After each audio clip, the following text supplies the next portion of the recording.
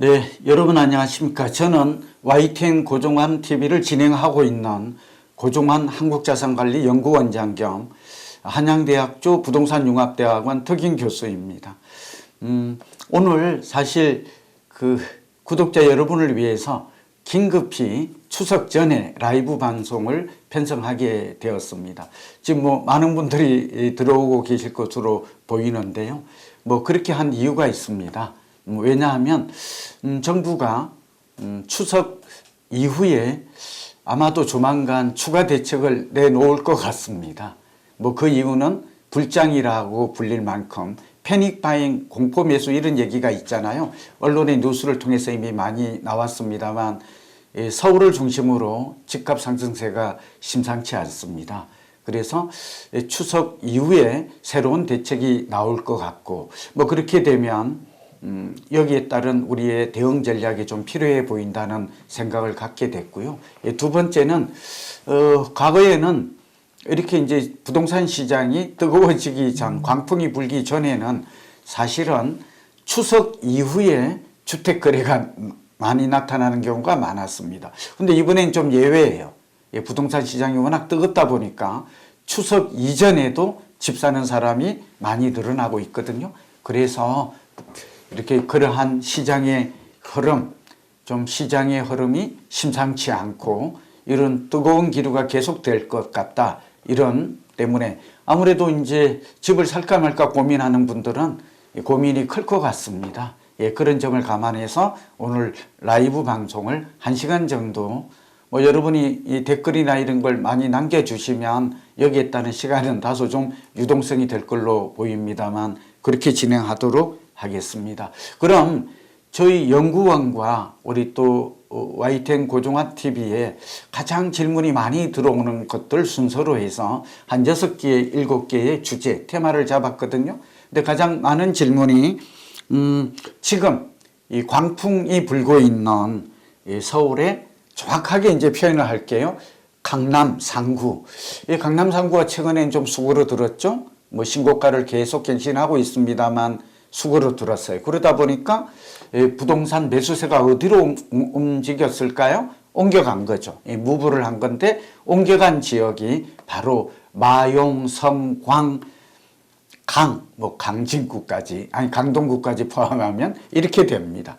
그러니까 제가 좀 약자를 쓰는 걸 좀 이해해 주시기 바랍니다. 우리 이 와구TV를 보시는 분들은 이제 이 정도는 좀 익숙해지셨을 거라고 좀 보아서 소위 말하면 강남은 평균 가격이 이미 30억을 아파트 가격이 넘어가고 있으니까 이제 6.27 대책과 9.7 대책 이후에 흐름이 바뀌었습니다. 20억에서 30억 주택으로 바뀐 게 그곳이 한강벨트라고 말하는 마포구, 용산, 근데 용산 여전히 있고 그 다음에 성동구, 그 다음에 광진구가 급속히 부상을 하고 있죠. 여기다가 지금 경기도 지역까지 확산이 이루어져 있는데 대표적인 지역이 과천과 분당, 판교 이런 지역입니다. 여기에 또 이색적인 게 한번 우리가 이전에 말씀드렸습니다만 광명시가 좀 뜨고 있습니다. 그러니까 벌써 수도권으로도 확산 조짐이 좀 뚜렷하다.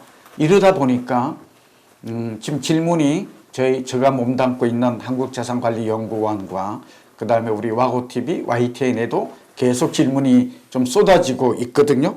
첫 번째 질문에 대한 답을 먼저 드리도록 하고 우선 시장의 흐름, 한국부동산원이 목요일에 내놓았죠. 25일 날 발표를 했습니다. 넷째 주. 우리가 예상치를 좀 뛰어넘는다. 그런 말을 할 수가 있겠습니다. 우리는 다 예상은 했죠. 9월 이사철, 그러니까 소위 말하면 계절적 수요가 증가하게 되고 또 9.7 대책도 장기적으로는 효과가 있을 수 있지만 단기적인 효과는 크지 않을 것이다. 또 하나는 우리가 이전에 우리 와구TV를 제가 말했습니다만 추가 대책이 나오면 규제지역, 그러니까 토호제라든지 투기과열지구가 지정이 될 가능성이 높다. 그렇게 되면 선제적으로 미리 집을 사는 게 낫다. 이런 수요가 제가 지난주에도 이런 설명을 자세하게 드린 적이 있습니다. 다시 한번 되돌려서 보시는 것도 괜찮을 것 같습니다. 우선 현재의 상황을 좀 보면 매매 가격 지수 변동률을 볼까요? 전국, 수도권, 서울, 지방 이렇게 나누어서 봤습니다. 우리나라는 좁습니다. 그렇죠?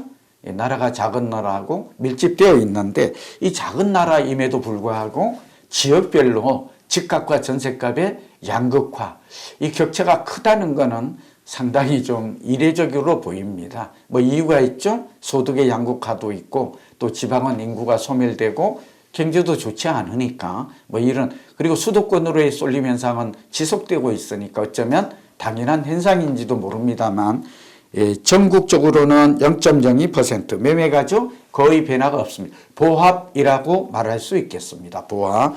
수도권 같은 경우에는 조금 올랐습니다. 그렇죠? 0.87 정도로 1%가 안 되게 주간 단위니까 주간 단위에 우리가 유의미한 의미 있는 수치는 0.5라는 말씀을 드렸죠. 0.5. 이렇게 되면 이걸 이제 연간으로 이제 월간으로 하면 2% 정도 이렇게 되는 거거든요. 그래서 의미가 좀 있다 이렇게 말할 수 있습니다. 이것도 굉장히 알아두시면 그냥 이게 뭐 0.01은 뭐고 0.02는 또 뭘까? 뭐 주간 단위가 이게 무슨 의미가 있나 이렇게 말하는 전문가도 있어요. 그러나 나름 우리나라는 의미가 있다.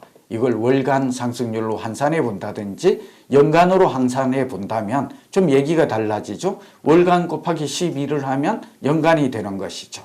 그러면 지금 이제 예를 들면 분당 같은 경우 뭐 0.6% 올랐다 이렇게 되면 이걸 연간으로 따지면 이제 30% 정도 오른 게 돼요. 이게 작은 게 아니죠. 좀 이해가 되셨죠? 근데 서울이 0.18%로 이렇게 되거든요. 그렇게 되니까 결국 서울의 상승폭은 주간 단위지만 커졌고 상당히 오르고 있다 하는 거예요. 이게 지금 27, 28주째 472, 28 7개월째 오르고 있다는 것은 이건 예사롭지가 않아요.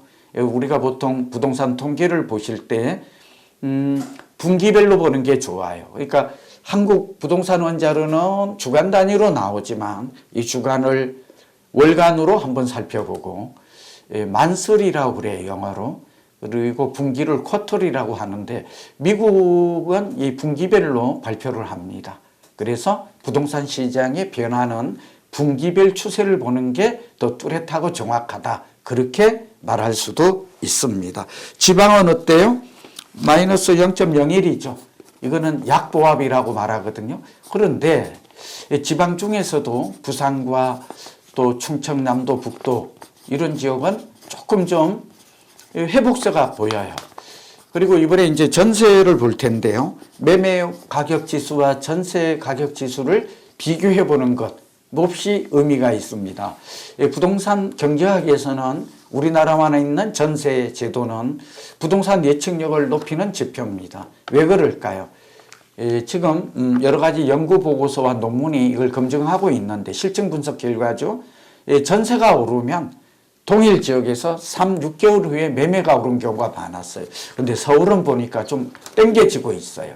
그러니까 서울은 정보가 빠른 것이죠. 투명성이 높다. 그리고 서울에 있는 사람들은 내 집 마련에 굉장히 예민하죠. 그러다 보니까 좀 빨라지고 있다. 이 지역마다 좀 다를 수 있다.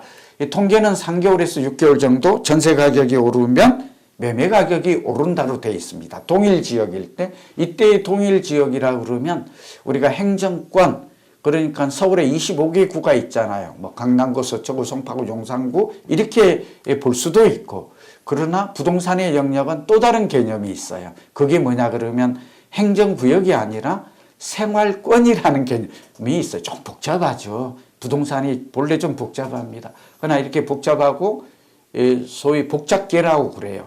여러 가지 변수가 많음에도 불구하고 잘만 투자하면 이 부동산만큼 정말 노력을 들이지 않고 집 한 번 샀다가 최근에 이런 일이 벌어지잖아요. 3개월 만에 3억 올랐다, 5억 올랐다, 강남은 10억 올랐다. 이런 정말 상상할 수 없을 만큼의 이런 기적 같은 수익을 얻을 수 있는 게 또 부동산이거든요. 그래서 이 말을 드려요. 자, 전세는 전국적으로 보니까 0.03%에서 0.04%, 이 0.01%가 전국적으로 올랐어요. 이게 무슨 의미일까요? 근데 추세를 보면 계속 오르는 추세가 중요해요. 추세, 추이라고 말하죠. 단순히 한 주간의 변동이 아니라 이걸 좀 확장해서 보는 이런 시각, 이게 지혜입니다. 예, 수도권 같은 경우에는 더 커졌어요. 0.06으로 커지고요. 아, 수도권의 전세 가격 상승폭이 커졌네? 이거 계속해서 상승하고 있네? 이따가 이제 1년간 매매와 전세 지수를 다음에 보실 텐데, 그렇게 보면 서울 같은 경우는 더 커졌죠. 0.0. 와, 전세 가격 상승폭이 커지는 거, 계절적인 수요. 그러니까 가을 이사철이 되니까 커지는 건 이거 이상한 게 아니죠. 그렇죠? 그리고 공급이 부족하다는 얘기는 수없이 반복했죠. 다 알아요, 국민들이. 그래서 지금 집값이 오르는 가장 큰 이유가 되는 거예요. 그래서 불안한 무주택자들, 영끌하는 사람, 뭐 이런 사람들이 생길 수밖에 없죠. 네, 비극이죠. 어떻게 생각하면. 예, 지방 같은 경우 이게 중요합니다. 제가 오늘 우리 와구TV에 가장 질문을 많이 하는 사람, 제가 이 한국자산관리연구원에도 뭐 유로 상담도 굉장히 지방에서 많이 와요. 이 부분이 뭐냐 그러면 지방도 이제 전세가 오른다는 거예요. 그 의미는 자, 매매 시장을 보면 본래 서울이 오르면 경기도로 3개월에서 6개월 정도 확산된 게 그 추이가 뚜렷해요. 이 패턴이라고 그러거든요. 경로라고 우리말로는 표현을 해요. 여기에 따른 연구조사 보고서는 굉장히 많습니다. 그리고 지방은 언제쯤 시차가 하냐면 1년 정도 걸립니다. 1년. 그러니까 서울이 올해 3월부터 오른 건 아시죠? 물론 작년에 3월부터 9월까지 올랐다가 잠시 수그러들었다가 다시 토호제가 해제된 2월 12일부터 급등했다가 이게 지금까지 오르고 있는 것입니다. 지금 우리가 상승의 모습을 한번 설명드리고, 지방의 전세 가격이 오른다는 것은, 지방에 계신 분 잘 들으세요.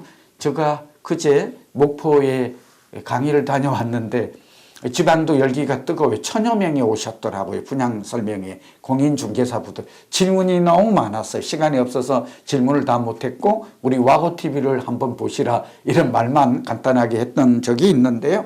어쨌든 광주도 그렇고 대도시가 부산 대부분이 지금 전세 가격 하락세가 멈췄어요. 이 의미가 뭘까요? 이제 더 이상 전세는 내리지 않는다. 그럼 전세가 안 내리면 어떻게 될까요? 전세 가격 상승폭이 높아지면 그 다음에는 매매 가격 상승폭도 높아질 거다. 그런 생각을 같이 보십시오. 자, 오늘 중요한 얘기 드렸고 최근 1년간 전국 아파트 매매 전세 가격 지수와 변동력 추이를 한번 볼까요? 예, 이게 2004년 9월 2일부터인데요. 예, 파란 선이 매매 가격 변동 추이, 빨간 선이 전세 가격 변동률이거든요. 쭉 살펴보면 흥미로운 부분이 많죠. 빨간 부분은 어때요? 그래서 전국적인 겁니다만 이 지수를 한번 보시면 최근 들어서 전세 가격이 오르고 있고 지금 매매 가격도 올해 6월 정확하게는 3월부터 오르고 있는 추세가 전국적으로 나타나고 있다. 전세 가격도 비슷한 모습을 보이고 있습니다. 다만 우리가 거래량과 매매 가격과의 관계를 살펴보면 서울 아파트 거래량은 지금 굉장히 많이 줄었어요. 지금 도표에서 나와 있습니다만 6월에 1만 채가 거래됐거든요. 이게 서울은 이 한 달에 1만 채 정도가 평균 거래량이에요. 그런데 9월에는 이제 아직은 얼마 9월이 다 통계가 24일까지입니다만 2,500, 약 3,000건 정도로 줄었어요. 의미가 뭘까요? 3분의 1로 줄었다. 그러면 거래가 줄면 우리가 정상적 시장에서는 어떤 변화가 나타날까요? 매매 가격이 내리는 게 맞아요. 근데 왜 안 내리는가? 이 질문 저희 제자들과 중개사분들이 저한테 많이 하거든요. 이게 두 가지 원리가 있어요. 시장이 정상적으로 자율 조정에 의해서 수급에 의해서 시장 작동 원리가 작동할 때는 거래가 증가한 만큼 가격의 상승 요인으로 작용을 해요. 그러나 최근처럼 6.27 대책을 비롯해서 9.7 대책, 그러니까 소위 규제 정책이 시장에 개입을 하잖아요. 그럼 시장에 왜곡이 와요. 왜냐하면 거래를 자유롭게 할 수 없기 때문에 거래가 주는 거는, 그러니까 6.27 대책에서 6억 대출을 못 받게 하니까 대출을 못 받는 사람의 수요가 당연히 줄게 되겠죠. 그렇게 되다 보니까 꼭 집이 필요한 사람만 사게 돼요. 그러니까 거래가 줄고, 거래가 줄면 가격이 내려가야 되는데 여기서 한 가지 중요합니다. 매물이 줄고 있어요. 그러니까 거래 매수가 준 것만큼 매물도 줄고 있어요. 매물이 광진구 같은 데는 얼마나 줄었을까요? 광진구가 분당하고 많이 올랐다고 말씀드렸죠. 광진구의 이 매물 감소수가 45%가 줄었어요. 그럼 광진구에 집하려는 사람이 왜 매물이 줄었을까요? 집값이 더 오를 것이다라고 보는 게 많죠. 그게 이제 한강벨트. 그러니까 이런 심리가 광진이나 성동과 분당과 과천 이런 지역까지 확산됐고, 지금은 금강구를 넘어서 노도강. 근데 흥미로운 거는 여기서 잠깐 말씀드리면 노도강이라고 말했잖아요. 도봉구 빼고 집값이 다 올랐어요. 요즘은 노도강이라고 아니고 노성강이라고 불러요. 성북구예요, 성북구. 그러니까 어쨌든 도봉구가 조금 소외된 건 맞아요. 그러나 같이 움직일 겁니다. 그래서 서울의 거래량이 줄었다. 거래량이 많이 준 지역의 집값이 올라갈까요? 그렇습니다. 그러니까 여러분, 나는 집을 사야 돼. 어느 지역이 많이 오를까 궁금해요? 그럼 오늘 고종환 TV를 통해서 답을 다 얻었군요. 뭐를 봐요? 전세 가격이 많이 오릅니까? 매매가 얼마나 줄었는데 매물이 줄었습니까? 이런 걸 보는 거예요. 주요적 신고가 거래 비중을 볼게요. 신고가가 중요해요. 이거는 돈을 가진 사람, 우리나라는 양극화가 심하잖아요. 지금 집을 사는 사람은 돈이 없는 사람이 아니에요. 왜냐하면 서울의 아파트 한 채 가격이 14억인데 6억 대출밖에 안 해주거든요. 그럼 8억이 내 집이 있어야 돼요. 그리고 지금 거래량이 급증했던 게 한강벨트 20억에서 30억이잖아요. 그러면 적어도 6억 빼고 나머지는 내 돈이 있어야 되는 겁니다. 15억은 있다라는 얘기예요. 그런데 이 돈을 가진 자가 우리나라 얼마가 되는지 아세요? 100만 불을 가진 130만 명이에요. 세계의 10번째로 부자가 많이 사는 동네가 또 서울이기도 해요. 이게 다 연결이 된 건데, 어쨌든 신고가 비중에 신고가 거래 비중에 광진구가 높아요. 계속 광진구가 지금 눈에 띄고 있죠. 광진구 다음에는 어디로 갈까요? 다 정해져 있어요. 그래서 지금 이 얘기를 하는 거예요. 그래서 광진구 옆에 이제 동대문이 좀 붙어 있죠. 그래서 그리고 이제 경기도로 이제 구리나 이런 데로 넘어갈 수가 있겠죠. 이건 다 우리가 상상력이고 창의적인 우리 합리적인 생각이에요. 56% 마포가 똑같죠. 성동이 그렇죠. 강동이 그래요. 그리고 눈에 띄는 거는 은평구예요. 최근에 은평구, 동대문구, 서대문구 이 도표는 안 나왔지만 이런 쪽이 제가 파악한 바로는 계속 신고가를 갱신해요. 여기 나와 있는 성북구까지 같이 살펴보시면 이들 지역으로 이제 신고가 갱신이란 얘기는 싸게 매물을 내놓지 않는다. 비싸게라도 살려고 구매하려는 수요가 대기하고 있다. 이런 의미가 있겠습니다. 마포구 성동구 주요 아파트 신고가 거래 사항을 실제로 볼까요? 도표가 나와 있습니다. 마포 프레스티지 자이가 대장주인데 이게 84제곱미터가 국평이죠. 그래서 약 7억 5천만 원. 그 유명한 마레프라고 그러죠. 이것도 24억 7,500만 원. 그러니까 이제 마포도 평당가가 이제 8천에 이릅니다. 우리가 강남은 평당가가 건축 기준으로 1억으로 봤잖아요. 마포가 8천만 원 온 겁니다. 마포 센트럴 아이파크가 이제 좀 가격이 입지 조건 때문에 19억 8천만 원 되거든요. 힐스테이트 서울숲 리버도 23억 원에 거래됐고요. 이편한 세상 옥수 파크힐스 59제곱미터도 22억 9천만 원. 굉장히 많이 올라갔죠. 이게 좀 한 1, 2억이 뛴 거거든요.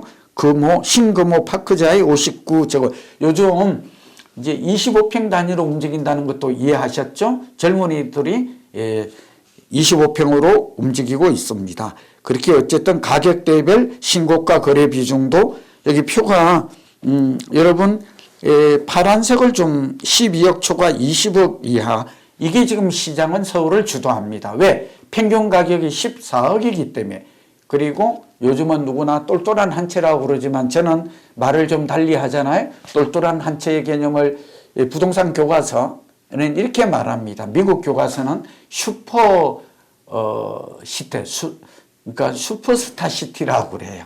그러니까 강남이나 마용성 지역은 미국의 교과서는 슈퍼스타 시티 이렇게 말을 하거든요. 그리고 그 미국은 아파트가 없어서 그렇습니다만 이 부자들의 촌을 뭐라고 부르냐 그러면 슈퍼 단지라고 불러요. 슈퍼스타 단지. 이 슈퍼스타 단지라고 부르고 그 다음에 이제 또 하나가 그런 아파트를 슈퍼 리얼티라고 불러요. 그냥 참고하십시오. 이런 말을 쓰는 사람은 저밖에 없는 것 같은데 어쨌든 석박사 과정에는 단어를 그렇게 쓰는 게 맞습니다. 우리는 똘똘한 한 채 그렇게 애매하게 말하지만 미국이나 일본이나 유럽은 그렇게 말하고 있지는 않아요. 그리고 여기 하나의 개념을 더 붙이면 fly to the quality라고 그래서 사람은 끊임없이 주거의 상향 이동이 이루어진다. 이 이론이 있어요. 제가 국민연금에 지금 투자심의위원을 오래 하는데 이 보고서에는 그런 단어들이 수없이 반복되고 있습니다. 그래서 우리가 말하는 똘똘한 한 채가 탄생한 것이고요. 그게 지금 12억 초과 20억 아파트가 많고 이 빨간 선이 30억을 넘는 거거든요. 30억을 넘는 아파트가 슈퍼스타 단지다. 이렇게 이해하면 되고 지금 시장을 움직이는 것은 12억에서 20억짜리 움직이고 있다. 20억이 의미가 있어요. 왜냐하면 우리가 고가 아파트라고 부를 때 법으로 정한 기준은 없어요. 20억이냐 30억이냐 이건데 강남은 30억이고 서울은 20억 이상이 고가 아파트로 분류할 수가 있습니다. 오늘 여러분들 굉장히 이 질문이 쏟아지고 있는 시장 흐름에 관해서 설명을 드렸고요. 다음은 또 두 번째 주제를 가지고 한번 여러분하고 얘기를 나눠볼까요? 네. 그 원장님께서는 수도권은 과천, 분당 등 중강남을 제외하면 아직 큰 변화는 없지만 올 가을부터 상승 가능성이 크다고 하셨는데요. 그 근거가 무엇인가요? 그렇다면 경기도와 인천의 실수요자는 올 가을에 집을 사도 괜찮을까요? 네. 지금 PD님께서 이제 지금 또 가장 질문이 사실은 수도권 중에서도 서울 외에는 수도권이 어디죠? 경기도와 인천인데 좀 뜨뜻미지근했어요. 그런데 우리 과거의 패턴과 지금 달라진 걸 보면 과거에는 서울이 움직이면 이 수도권 중에서도 경기 남부, 인천이 이게 그 시차가 한 6개월 정도밖에 안 났거든요. 근데 이번엔 좀 달라요. 좀 이례적인 모습인데 그 이유가 있겠죠. 이제 쏠림 현상이라고 그래서 서울의 쏠림 현상이 심화됐다. 똘똘한 한 채로의 이 선호도가 좀 이 수요가 집중되었다. 그리고 이런 것들은 소위 대체 불가능한 지역, 선호도가 높은 지역, 그리고 공급이 부족한 지역으로 쏠렸다. 이렇게 해석이 가능할 것 같아요. 이건 수요 공급 곡선에서도 이런 얘기가 잘 나오고 있어요. 그런데 경기도와 인천은 그럼 앞으로도 지금처럼 이렇게 완만한 상승, 강부합 정도만 유지될 것인가? 저희 YTN 고종환 TV와 그 다음에 저희 연구원에도 이 질문 최근에 1, 2주 사이에 너무 많이 들어왔거든요. 속이 타는 거죠. 집주인 입장에서는 도대체 집이 언제 오르는 거야. 그리고 수도권은 집을 사야 될까 말아야 될까 이런 숱한 고민 질문이 많을 것 같습니다. 우선 과거의 시장 작동 원리를 말씀드리면 수도권 중에서도 경기 남부가 가장 먼저 올랐어요. 경기 남부 중에서도 수용성, 저는 요즘 화평이란 단어를 언론에서 많이 써요. 제가 엊그저께 TV조선의 금융부동산 포럼이 호텔에서 일어났는데 많이 왔거든요. 이때도 질문이 많았었고 했던 얘기를 오늘 우리 와고TV 여러분에게 고급 정보를 맞춤형으로 하나의 솔루션이 될 것 같아요. 우리 방송만 보셔도 여러분 지금 앞서 말씀드린 거와 연결해서 본다면 여러분의 고민은 한 80%는 해결될 것이다. 저는 자신하고 이 말씀을 드립니다. 우선 경기도와 인천은 올 가을부터 오를 것으로 보입니다. 지금 벌써 움직이고 있고요. 그 근거가 있는데 우선 말로 설명드리면 첫 번째는 서울에서 지난달에 경기도로 이렇게 수도권으로 이렇게 투자를 한 특히 경기도 16만 명이 집을 산 걸로 나타나요. 16만 명이. 그러니까 서울 사람도 경기도 집을 사냐? 사더라 하는 겁니다. 그거 왜 사냐? 그거는 서울에 전세 사는 사람이 경기도에 이미 집값이 오를 것을 대비해서 선제적으로 옮긴 거다. 이건 굉장히 잘한 걸로 보여져요. 잘한 행동이에요. 제가 지금 굉장히 순서, 집값이 오르는 상승 경로, 상승 패턴, 확산 법칙, 이 같은 단어거든요. 이런 단어를 쓰고 있지 않습니까? 그러니까 말하자면 이 광진과 성동에 집 산 사람들이 결국은 강남을 못 샀는데 그럼 지금이라도 포기할 것인가? 아니네. 한강변에 있는 이들 지역 집값이 20억, 15억에서 20억 이하 주택은 사도 되겠네 해가지고 샀다는 거잖아요. 좀 이해가 되잖아요. 그러니까 막차 수요죠. 똑같은 거예요. 오르기 전에 사는 것. 이걸 선제적 수요 또는 오르기 전에, 그러니까 우리가 부동산 투자를 하는 사람을 분류로 하면 창조자가 있어요. 크리에이트. 저 같은 연구자를 창조자, 제가 창조자라고 말하니까 좀 그렇긴 합니다만 미리 이제 데이터라든지 시장의 움직임을 간파하고 있는, 좀 소위 말하면 지식과 통찰력, 고급 정보 지식이 있는 사람들이. 근데 여러분은 그렇게 할 수 없어요. 퍼스트 무버가 되라. 지금 퍼스트 무버다 이런 얘기죠. 퍼스트 무버. 그러니까 우리가 선도자라는 얘기가 되고, 그 대신 좀 늦게 그 다음 움직이는 사람이 패스트 팔로워예요. 빠른 추종자. 맨 뒤에 움직이는 사람이 슬로우 팔로워예요. 그러니까 요즘 강남에 집 사도 됩니까? 그러면 제가 비유하는 게 혹시 지금은 패스트 슬로우, 빠른 추종자가 아니라 지금은 느린 추종자가 아닐까. 이런 생각도 우리가 주식하는 사람들은 잘 알고, 삼성전자가 7만 원 할 때 안 샀다가 삼성전자가 8만 원, 9만 원 찍으니까 사고 싶어요. 이 사람은 적어도 창조자도 아니고, 두 번째는 크리에이터도 아니고 퍼스트 무브도 아니다라는 거예요. 지금 사면 좀 비유가 여러분 이해가 됐는지. 지금 집 사도 된다. 결론 1. 그러면 산다면 어떤 지역을 사야 될까? 이게 궁금하잖아요. 그거는 대도시 위주로 사야 돼요. 첫째는 서울과 가까운 지역 위주로 사야 돼요. 이거 굉장히 상식적이지만 지혜로운 선택의 기준이 돼요. 가까운 지역이 어디예요? 그것도 강남과 가까운 지역이 경기 남부예요. 다시 들어가면 그게 1위가 어디예요? 과천이에요. 이게 과천이 뜨는 이유는 서초구와 딱 붙어 있기 때문이에요. 강남구와. 다른 이유도 있겠지만 또 다른 이유가 있어요. 학군이 좋다든지 환경이 좋다든지 계획도시라든지. 그 다음에 판교가 올라요. 판교가 왜 올라와요? 여기에 업무지구도 있지만 중강남이라는 거예요. 또 분당은 왜 올라요? 분당은 1기 신도시 중에서 가장 중강남이라고 불렸고 강남 대체 신도시로 만든 게 분당이었잖아요. 그런데다가 노후 계획도시 진행이 좀 빠르게 되고 있잖아요. 그러니까 집값 상승 기대감이 높기 때문에 오르는 거다. 이렇게 볼 수 있어요. 그럼 그 주변 지역이 오르겠죠? 멀리 안 갑니다. 그러니까 인접한 지역이 먼저. 두 번째 투자의 원칙 기준은 대도시부터 올라요. 대도시가 뭐죠? 인구 100만 이상인 도시부터. 그게 어디예요? 성남, 그 다음에 이제 우리가 수용성이라고 그러는데 저는 수원 지역을 주목하라. 성남을 주목하라. 용인을 주목하라. 그 용인 중에서도 경부선을 따라서 움직인다는 건 다 아시죠. 그 다음에 GTX, ABCD 새로운 도로도 그쪽을 따라서 철도가 많이 형성이 돼요. 그리고 요즘 뜨고 있는 게 반도체 클러스터라고 그래서 화성동 땅까지 뜨잖아요. 이게 문제는 평택이에요. 평택 질문 굉장히 많은데 중장기적으로는 유망합니다. 그곳에서 직주 근저 있는 분들은 사도 돼요. 다만 평택은 미분양 물량이 좀 많고 시간이 좀 걸릴 것 같아요.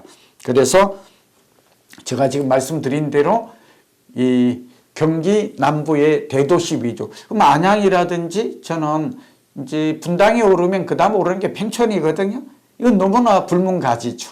그리고 안양이라든지 또 의왕, 시흥 이렇게 신안산선 주변으로도 꽤 오르거든요. 그러니까 여러분 새로운 지하철 역세권이 들어서거나 이런 안양, 안산, 시흥 이런 지역들 잘 여러분이 의왕 포함해서 이런 또 신설 역세권 이런 지역들은 적어도 한 2년 정도를 보면 20-30% 정도 오를 확률이 높다. 70%의 확률로 있다 하는 말씀을 좀 드립니다. 그래서 어쨌든 서울 지역 같은 경우에는 아까 이제 강남은 이미 많이 고점이 높아졌기 때문에 경계심이 높아졌고 주택 거품 측면에서도 무릎에서 사서 어깨에서 지금 어깨 정도는 온 것 같고 한국은행이 발표하는 주택 그 위험 구간에 보면 1을 지금 넘어서고 있는 것 같고 그래서 지금은 성동구, 광진구, 강동구 뭐 아까 분당 뭐 이런 지역 과천으로 가 있는데 그 지역보다는 저는 뭐 여목까지 여의도 목동까지 그렇게 되는데 그 인근 지역인 영등포나 또 동대문구의 청량리 이런 지역을 했고 수도권으로도 그다음에 이제 인천으로 가보면 한번 이 그래프를 한번 볼게요. 잘 준비가 되어 있는데 서울에서 경기 지역으로 이동자 수가 지금 나와 있죠. 광명시로 많이 움직이고 있어요. 그러니까 광명이 움직이고 있다는 걸 알 수 있고요.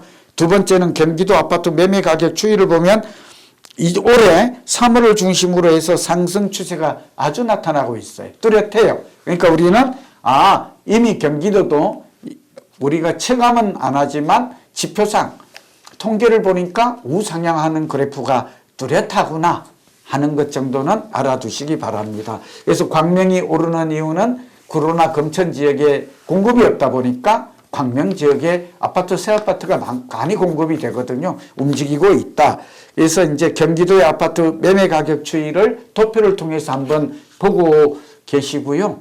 이거 굉장히 중요하죠. 그래서 여러분 3월부터 상승 톤하고 있다라고. 인천시 한번 또 볼까요? 비슷해요, 모양이. 근데 아까 지금 경기도와 비교를 해보면 푹 꺼졌다가 여기 보면 3월부터 다시 또 쭉 올랐다가 지금 횡보하다가 약간 내리는 추세를 보이고 있죠. 인천이 예전보다 좀 서울과 동조화 현상이 좀 약해진 건 맞아요. 그래서 여러분 그러나 인천도 경기 남부가 먼저 오르고 나면 인천으로 오를 수 있어요. 인천 지역에서 가장 변화가 많을 지역은 역시 신도시 송도나 청라가 되지 않을까 보여져요. GTX-B가 그동안 좀 주춤했거든요. 그런데 GTX-B가 다시 착공을 한다든지 좀 빨라질 가능성이 있거든요. 그래서 이제 월판선도 있고 뭐 그런 여러 가지 철도 같은 것들이 연결망이 갖추어져 있어서 인천도 올 가을에 급매물 위주 그 다음에 분양 이런 것들은 경기 인천은 매수자 관점에서는 적극 내 집을 마련하는 관점에 보셔도 좋겠다. 특히 기존 주택을 매입할 때는 저가 매수의 기회가 될 수도 있다. 그러니까 5%에서 10% 먼저 과연 오를까요? 이렇게 아니라 5년에서 10년 정도 우리나라 사람들은 집을 한번 매수하면 보통 한 10년 정도 본다고 그랬잖아요. 그러니까 자꾸 지금 단기 흐름만 보지 마시고 중장기적 흐름이 어떻게 지금 우리 이 와고TV에서는 그걸 지금 설명하고 있잖아요. 시도별 아파트 매매 가격 지수를 다시 한번 가져왔어요. 이걸 쭉 보시면 지금 상승률이 마이너스냐 되게 보면 서울, 경기, 강원 최근 들어서 강원의 원주와 춘천 정도도 집값이 지금 상승하고 있거든요. 그러니까 강원도도 지금 서울과 출퇴근이 가능하고 또 비교적 강원에서 큰 도시는 가격이 내리고 있지 않습니다. 그리고 충북과 세종 이런 지역들은 이미 오르고 있죠. 몇 개월 전부터 상승하고 있어요. 그러니까 남하하고 있는 걸 알 수가 있는 것이죠. 다만 충남이 아직 마이너스 0.03, 대전이 마이너스 0.03 비슷한 모습을 보이는데 뭐 세종은 오르고 있거든요. 결국 대장주가 충청권의 대장주는 세종이에요. 그래서 세종이 오르면 그 주변으로의 확산은 시간 문제다 이렇게 보고 있고 눈에 띄는 것은 부산과 울산이죠. 부산은 보합이고 울산은 요즘 이제 울산의 조선이라든지 여러 가지 산업 경기가 좀 회복되는 거와 연관이 있고 공급이 울산은 미분양이 좀 적고 공급이 줄어든 영향을 찾을 수가 있습니다. 여기 매매만 봤는데 광주나 부산은 보니까 아까 말씀드린 대로 전세는 이미 바닥을 찍었다 하는 걸 알 수 있습니다. 부산 아파트도 보니까 어때요?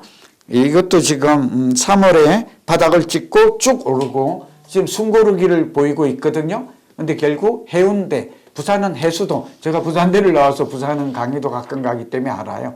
해운대, 수영구, 동래구 이런 지역은 전세 전세가 약간 바닥 찍고 오르고 있고 매매 가격도 국지적 현상은 나타나고 있다.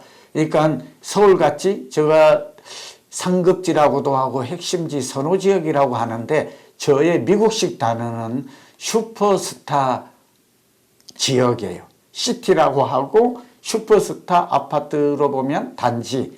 그러니까 이걸 슈퍼 리얼티, 저는 번역해서 슈퍼 아파트다. 이렇게 제가 살집발집 책에서 저는 미국을 유학은 안 했습니다만 우리 부동산 학의 발상지가 미국이고 우리나라에 이런 단어를 쓰지. 그리고 개념이 훨씬 더 선명해지거든요. 그런 말씀을 드립니다. 부산 내년부터 오를 가능성이 있습니다. 저는 가능성은 한 50%에서 거의 70%로 봅니다. 그러니까 서울이 다시 주저앉지 않는 한, 그러니까 다시 서울이 주저앉으려면 환율에 따른 위기가 와야 된다 그랬죠. 다시 한번 위기의 가능성은 30%다. 투자의 확률은 70% 확률일 때 베팅하라. 워렌 버핏을 비롯해서 미국의 구루, 이거는 부동산, 주식, 코인, 금 다 똑같습니다. 그래서 확률이 70%일 때는 50%가 아니에요. 우리는 적극 투자를 해야 한다. 그런 면에서 지방도 이제 확률이 50%를 넘어서 수도권으로의 확률은 70%가 돼요. 근데 이제 지방은 50% 확률로 상승 확률이, 우상향 확률이 높아지고 있다. 울산시도 마찬가지예요. 지금 도표에도 나와 있습니다만 3월이 지금 올 이사철이 3월 봄 이사철이 변곡점이 됐다는 걸 알 수가 있죠. 그러니까 2021년 10월에 고점을 찍었다가 쭉 내리다가 이때부터 다시 좀 오르고 있다. 이게 지금 4년 말이거든요. 그러니까 오르는데도 제가 그렇게 여러 번 말씀드렸던 10년 주기설 슈퍼 부동산 사이클에 보아도 일치하고 있어요. 그 맥락을 대구시 같은 데가 좀 부침이 심하죠.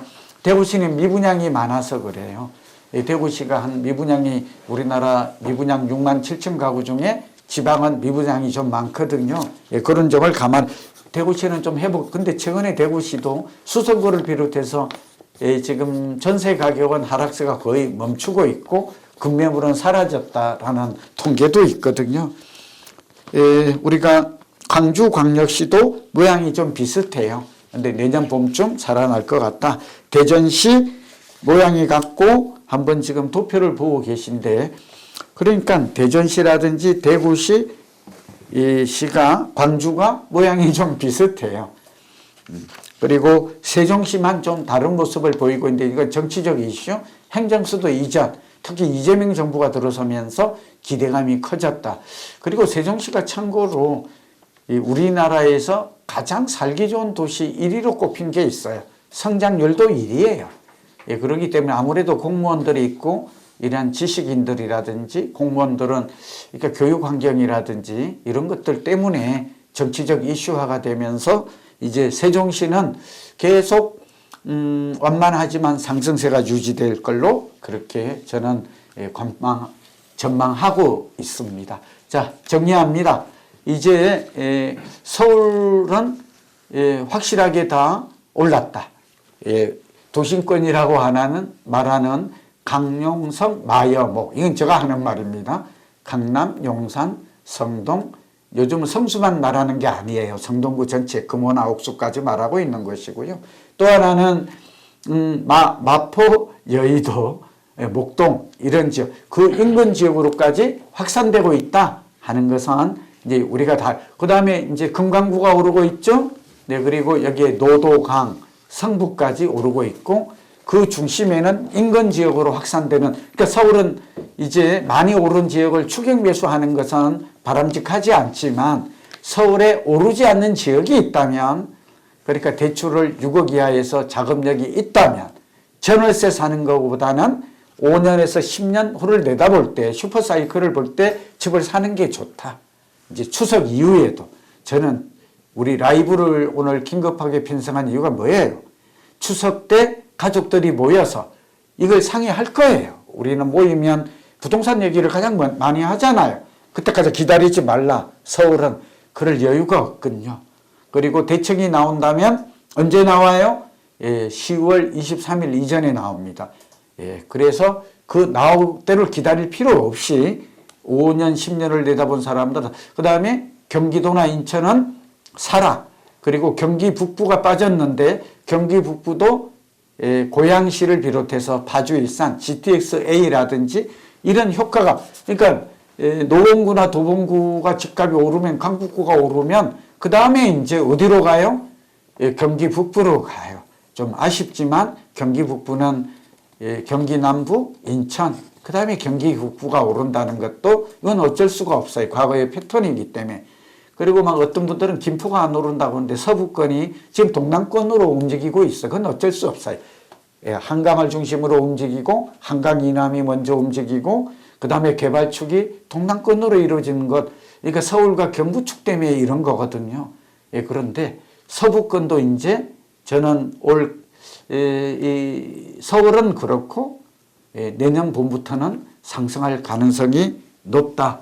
그리고 이러한 대책이 나오기 전에 저는 오히려 도심권과 한강벨트라든지 인기 지역은 사는 게 좋다. 그러니까 단 며칠 사이에 5천 1억이 또 오를 수 있다고 여기 말을 지금 부추기려는 게 아니라 그래서 추석 이전에라도 내가 마음을 먹었다면 내 집 마련하는 게 좋다. 그런 측면에서 오늘 긴급한 라이브를 편성했고 여러분도 그렇게 움직이는 게 나을 것으로 저는 판단하고 전망하고 있습니다.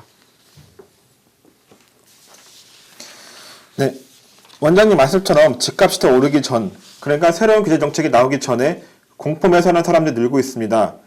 구출 대책에도 시장이 과열되자 이창용 한국은행 총재는 10월 금리 인하 전 추가 안정 대책을 촉구했고 서울시장은 627과 구출 대책의 효과 부족을 연이어 비판하고 있는데요. 구체적으로 어떤 내용인가요? 네, 최근에 제가 좀 기대도 되면서 우려되는 사건이 있습니다. 그 정책적 측면에서.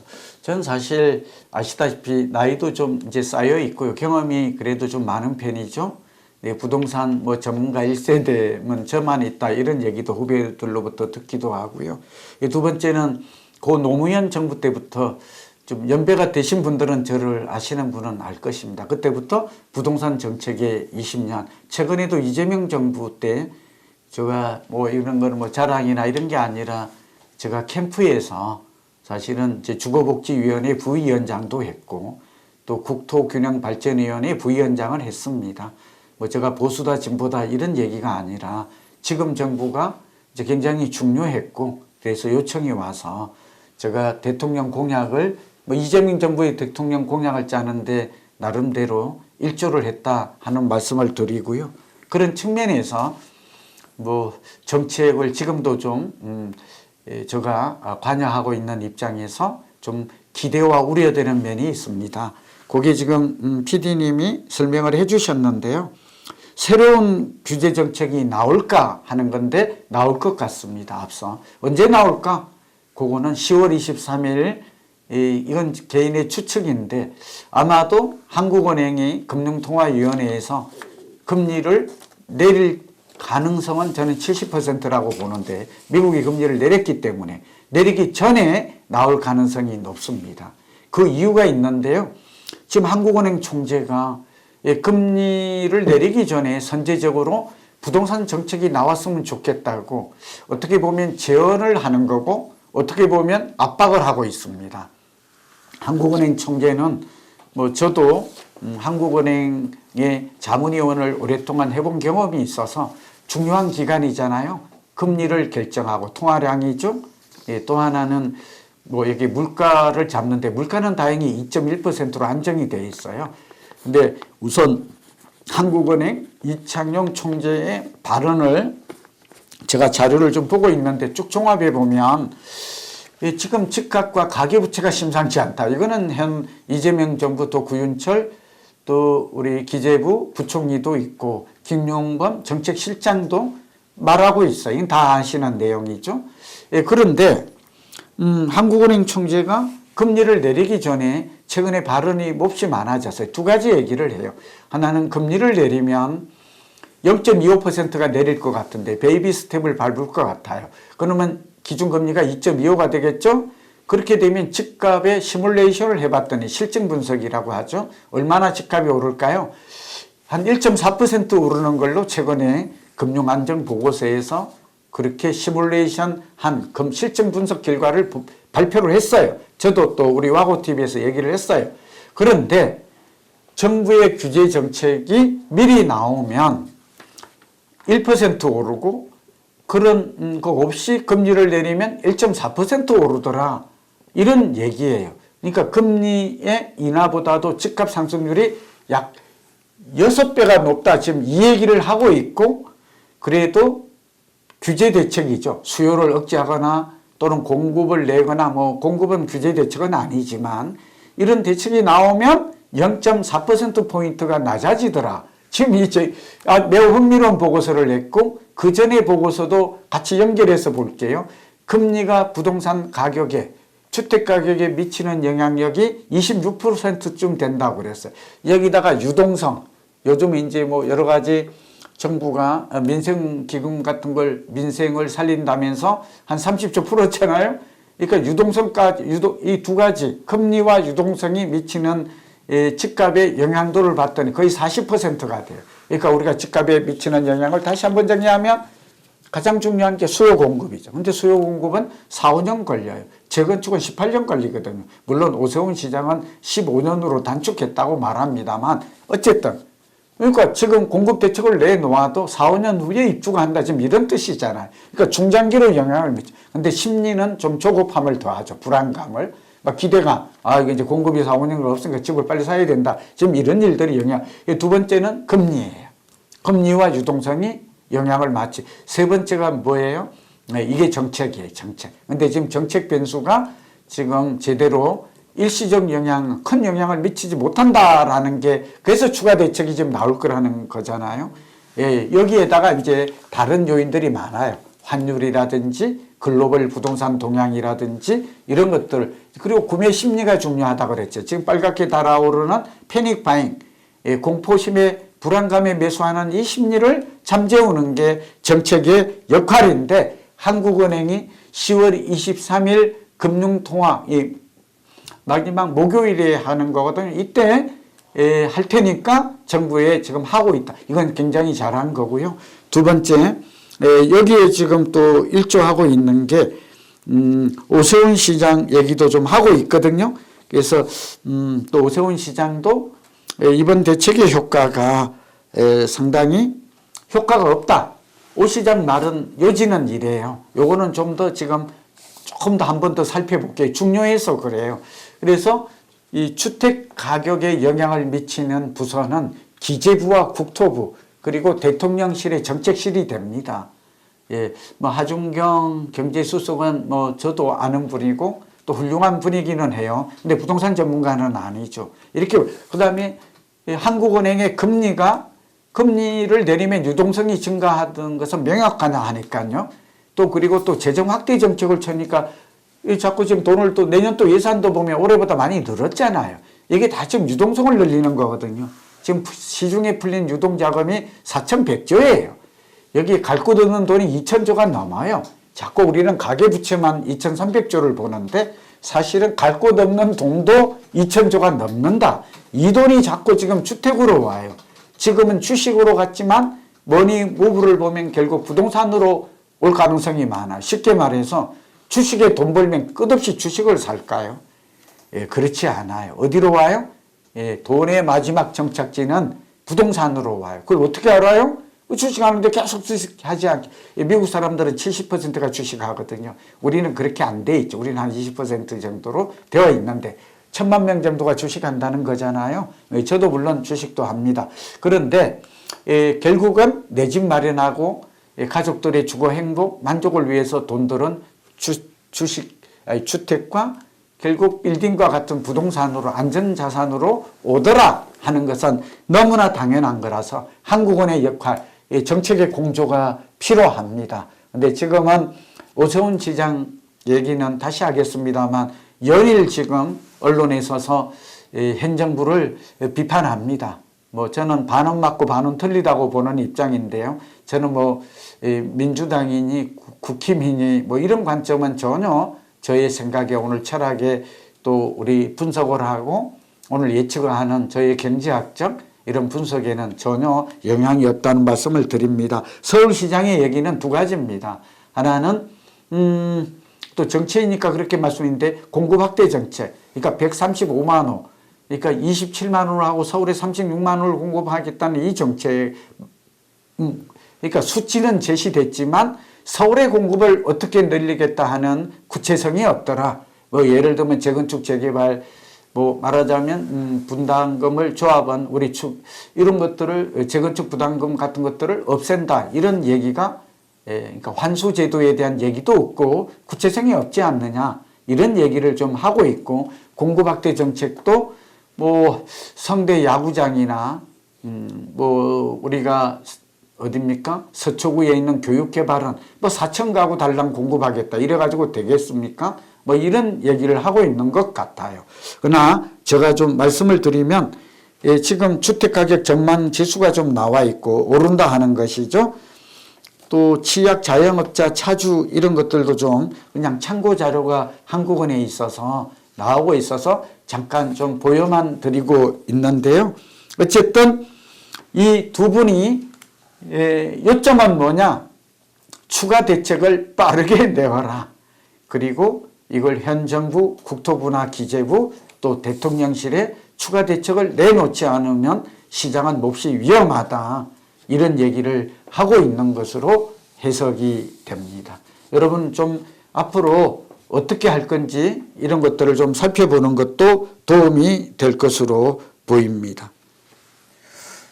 그렇다면 원장님이 보시기에 한국은행 총재와 서울시장의 제언을 정부가 과연 수용할 가능성이 있을까요?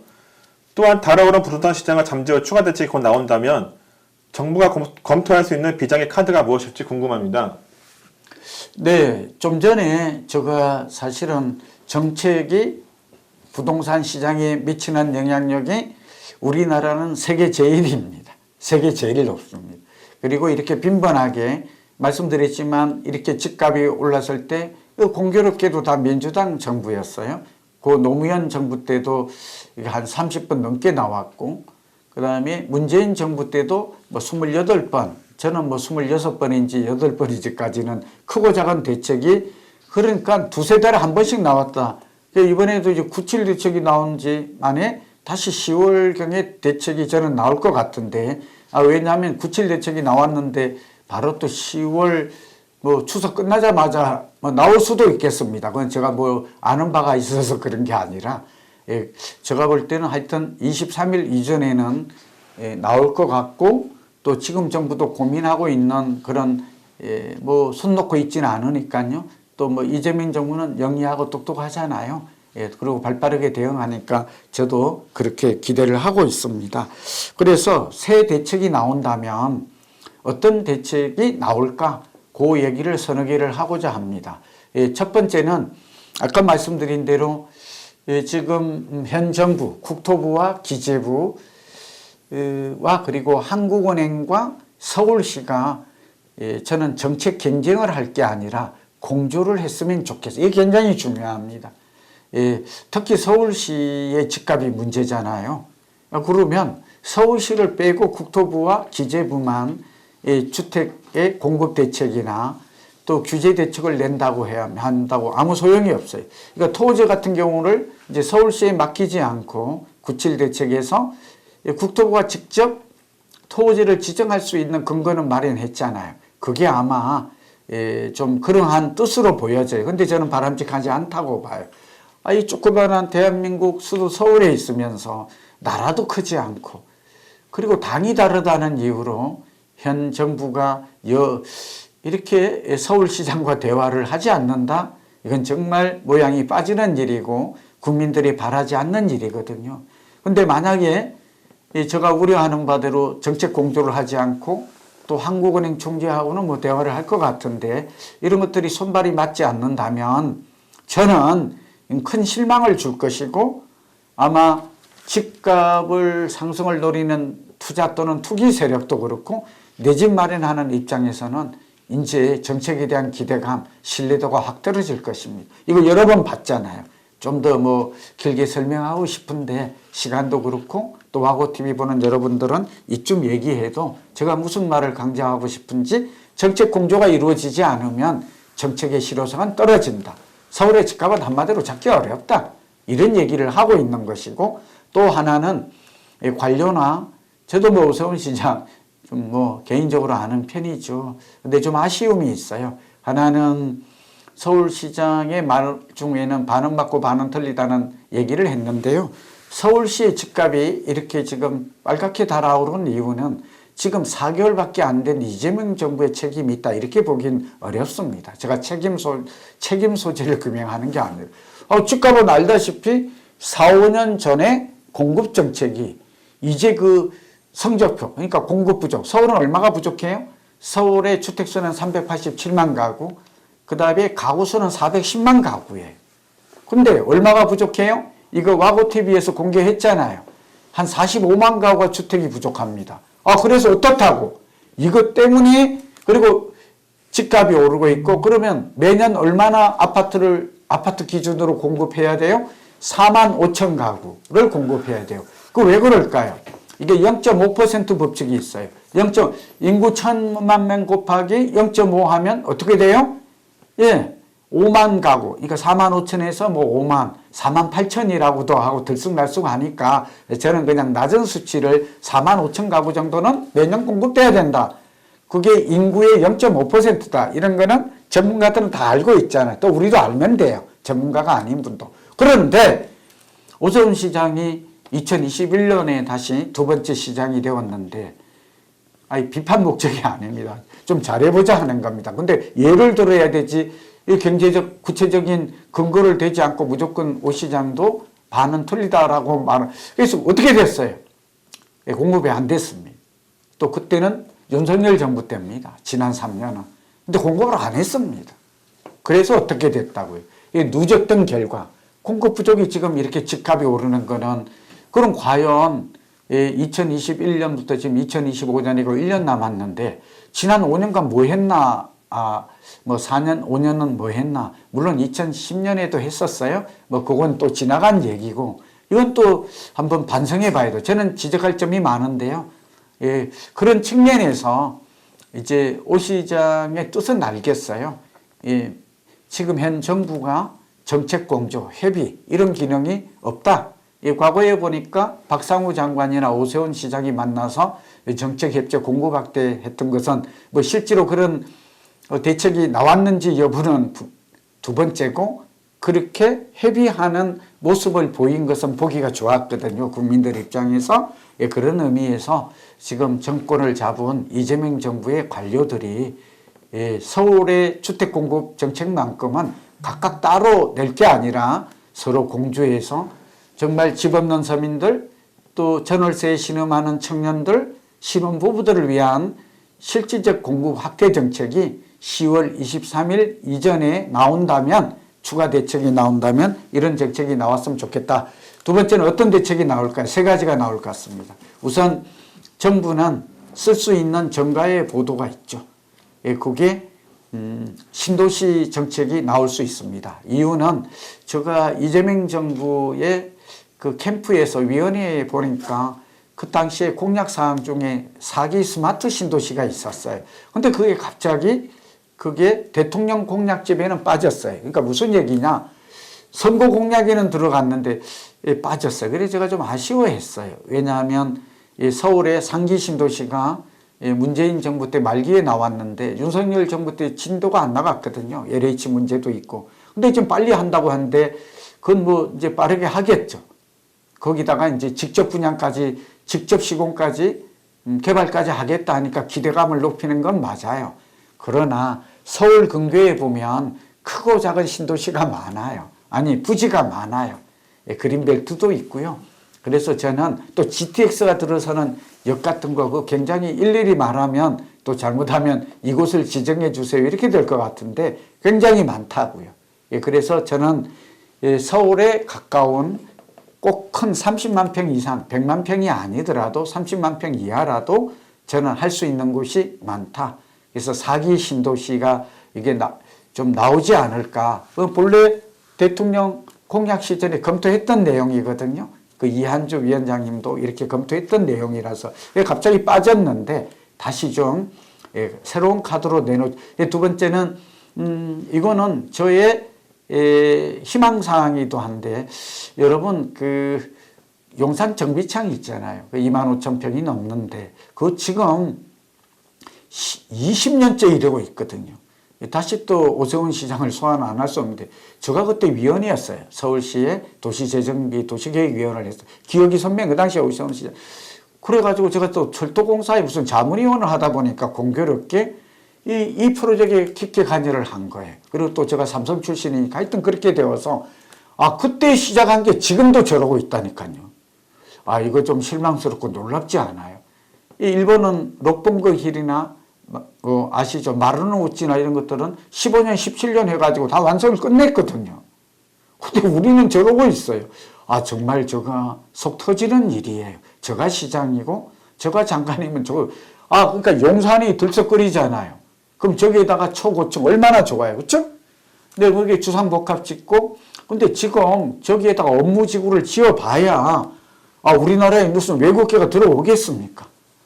지금 아시다시피 여의도나 강남도, 광화문도 공실률이 많지 않아도 있거든요. 지금 외국계가 들어와야 우리나라 한국계 기업도 지금 다 미국으로 가야 될 판인데, 그러니까 이거 아무것도 안 하고 있어요. 그냥 제가 보는 그거 매번 발표만 해요. 막 여기를 친환경으로 만들고 그게 중요한 게 아니라 지금 시작이 돼야 되지 않겠어요? 시작이 되려면 어떻게 해야 돼요? 여기 이 지구 지정을 하고 여기다가 토지 보상이 이루어져야 돼요. 하여튼 속 터지는 일이고요. 저 상암동 DMC 저거 10년째 저러고 있거든요. 거기다가 트윈 아이를 대가지고 전동차를 만들고 막 이런데요. 지금 전동차가 중요합니까? 돌아가는 게 그게? 저는 여기다가 집을 지어야 된다고 생각해요. 그렇지 않나요? 그리고 양재터미널도 그래요. 양재터미널 저거 지금 저럴 때, 양재동이 얼마나 뜨고 있습니까?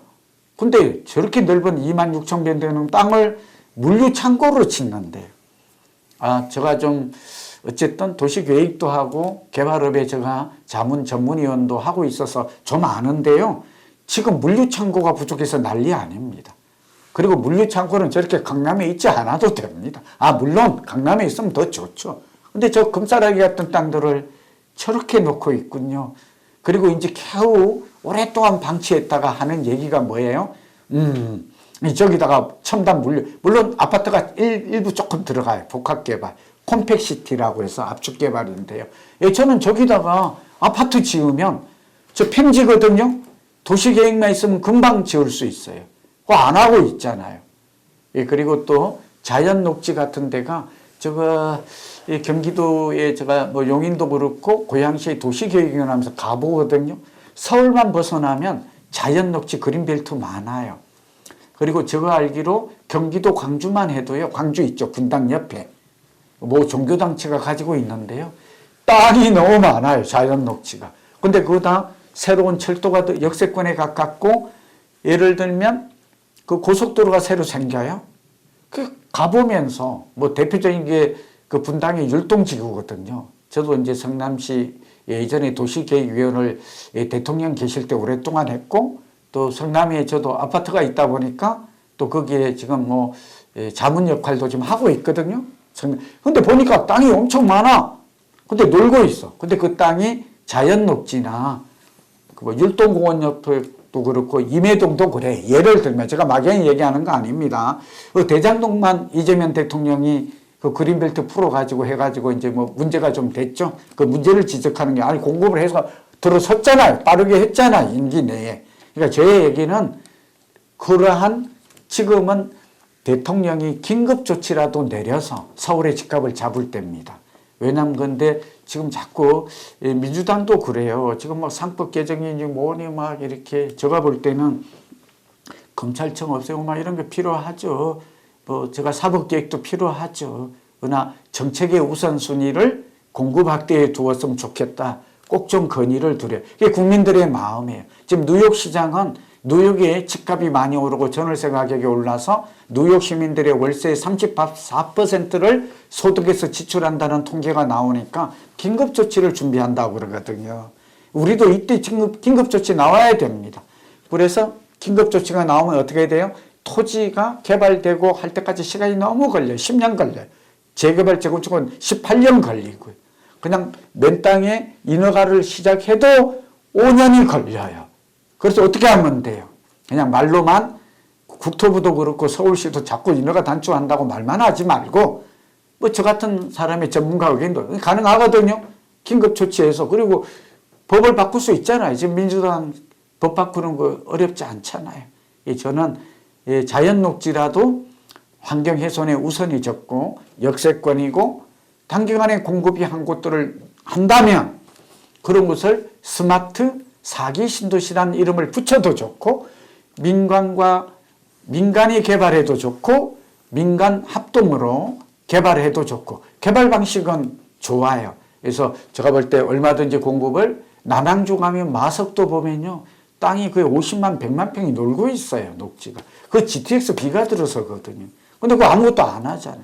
남양주 진적 같은 데도 지금 상기 신도시에 남양주 왕숙 1, 왕숙 2 그 바로 붙어 있어요.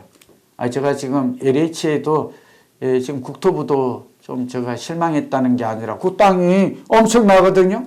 그 개발하면 돼요. 요즘 구리 남양주가 뜨잖아요. 그러면 그쪽도 해가지고 할 수 있는데 안 한다 이 말인 것이죠.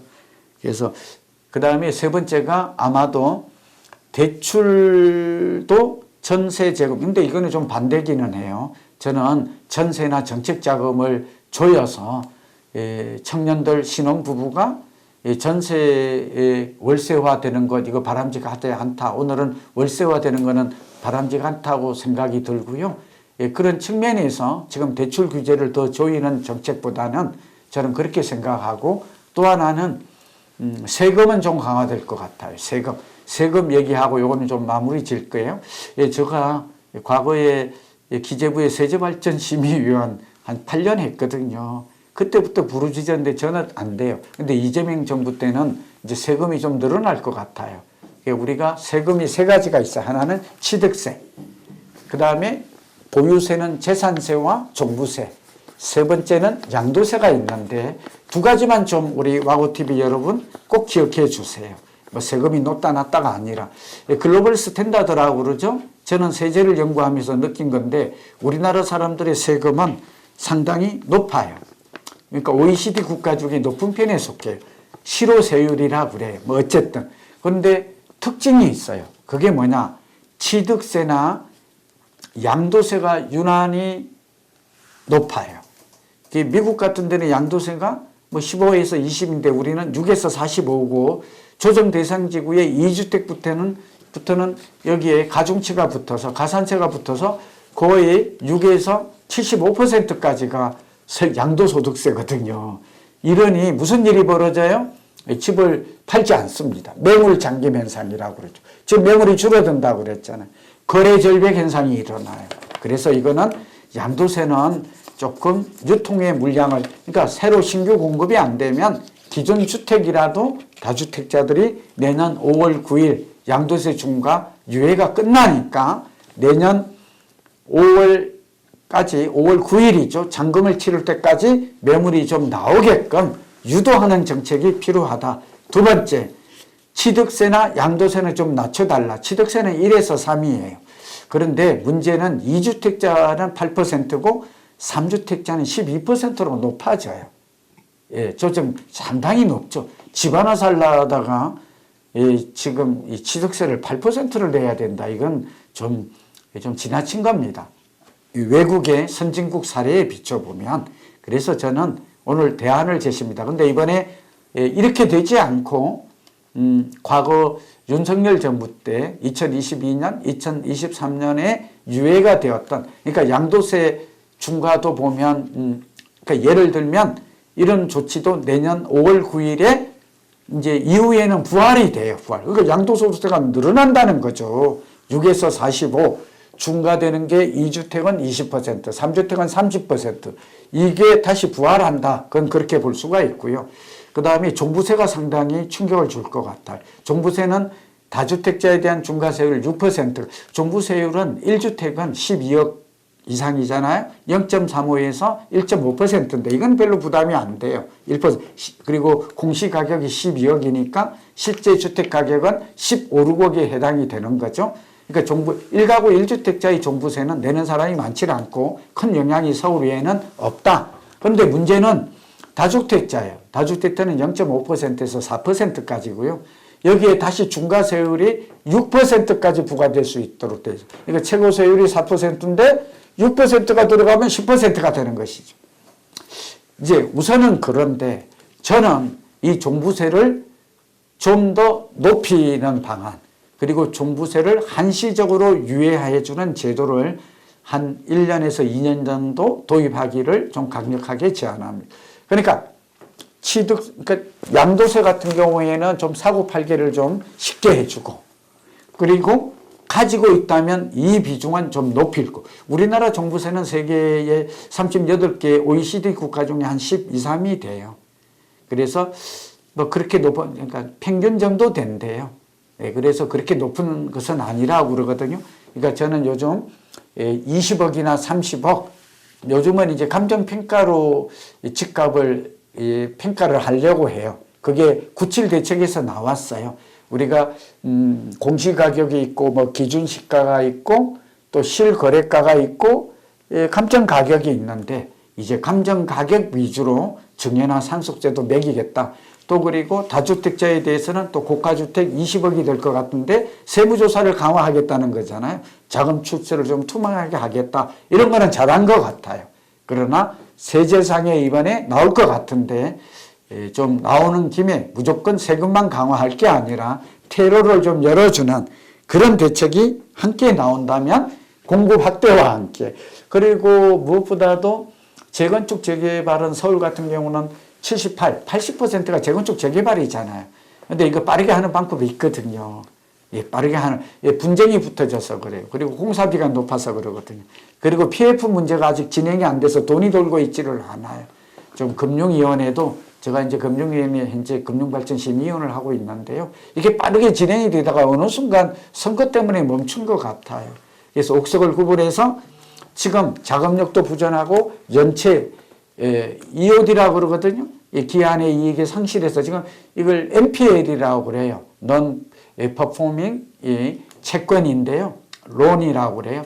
그러니까 부실 채권, 진행되지 않는 채권에 대해서는 과감하게 공매나 경매를 통해서 새로운 시행자가 나타나도록 해줘야 되는데, 이게 답답하게 이거는 기재부, 국토부, 금융위가 머리를 맞대고 정책 책임자가 하면 할 수 있거든요. 오늘 좀 제가 정책에 과거에 어떻게 했냐고 방법이 있는데 이렇게 왜 하지 않을까? 이번에는 그렇게 나왔으면 좋겠다는 것과 또 그런 얘기를 저도 지금 하고 있기 때문에 나올 가능성이 높다 하는 얘기를 하면서 이 질문에 대한 여러분의 궁금증의 해답은 여기서 마치도록 하겠습니다. 네, 최근 한강벨트와 한강연 아파트에 관심이 집중되고 있습니다. 최근 선보인 한강버스와 UAM 등 신개념 모빌리티가 도입되면 교통의 혁신이 예상되는데요. 그렇다면 이런 것들이 서울 집값에도 영향을 줄까요? 네, 요즘 흥미로운 주제를 가지고 왔는데요. 한강벨트 뜨고 있다 다 아시죠? 근데 우리나라만 이렇게 리버뷰라고 해서 한강변이 뜰까요? 그리고 한강에 이렇게 인기가 있는 이유가 있다면 정말 어떤 사람은 좀 이해를 못하겠다라고 합니다. 이게 일시적인 현상일까요? 이 두 가지를 먼저 말씀드리고, 또 세 번째는 제가 이건 투자하는 분들에게 오늘 꿀팁이 굉장히 될 것 같아요. 그래서 오늘 새로운 신개념의 모빌리티가 등장하고 있거든요. 이런 얘기를 같이 좀 나누고, 그러면 앞으로 한강변 중에서 유망한 지역은 어딜까요? 새로운 지역이 오늘 공개가 됩니다. 여러분 이게 경청하시면 큰 선물이 될 것이고, 또 내 집을 살려고 하는 분에게는 뭐 어떤 지역 선택에 또 어떤 아파트가 좋을지까지 함께 알 수가 있을 것 같습니다. 우선 미국을 살펴봤더니 싱가포르도 그렇고 그 바다나 리버뷰, 뭐 뉴욕은 허드슨 강이라고 그러죠. 마리나라고 싱가포르 있죠. 영국도 템즈 강이 있는데, 도시가 발전할 때부터 이집트 문명이나 메소포타미아, 뭐 티그리스, 유프라테스 강 이런 거 아시죠? 제가 옛날 얘기까지 소환하는 이유는 이유가 있습니다. 두 가지 이유가 있는데요. 부자들은 물이 우리가 품수지리에서는 돈이랍니다. 그리고 물은 마음을 굉장히 고요하게 해준답니다.